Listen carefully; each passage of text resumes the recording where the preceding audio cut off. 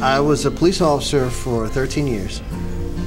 Came out, went to the private industry, and then went back into government out of the country.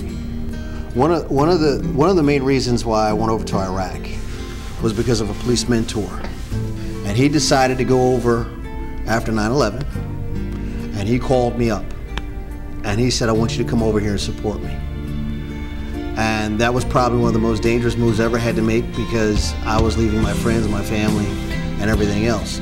And I went over to Iraq to basically support the American troops, coalition forces.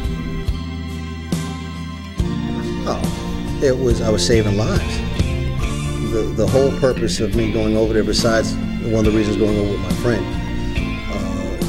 helping the military in a police action was very important, because I had a skill set that was needed.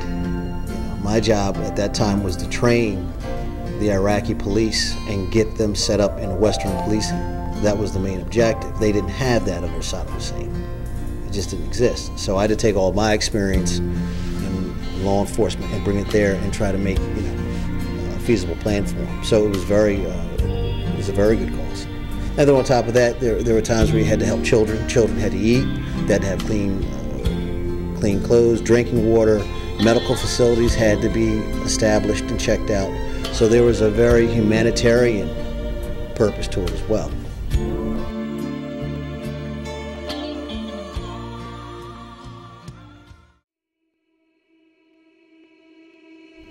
You got to be in top shape.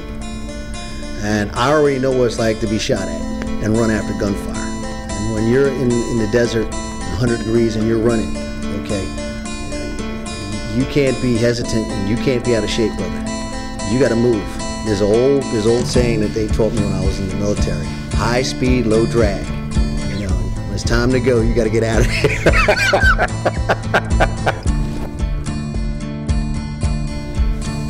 Average temperatures are running between 100 and 110 a day.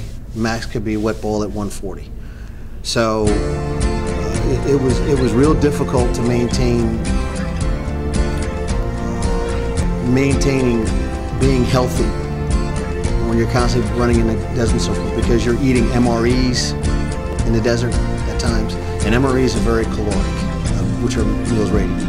So and that's keep you from starving. So if you get accustomed to eating those, all right, you're putting on excess calories. And if you're not working out, then those calories are going to stay on. Oh my gosh, my heaviest weight after coming back from the States was about 243 pounds, maybe 250. Sluggish, drained. I felt like I was carrying like a spare tire or something, like sandbags around me all the time, and lost, shortness of breath. And I know what it was like once to be at peak shape, peak conditioning. But now, in comparison, looking back, this is the best shape I've ever been in. There's no way you could have taken me then in comparison now. If you had to divide me into two people, this person now would beat that person. just in the training and conditioning.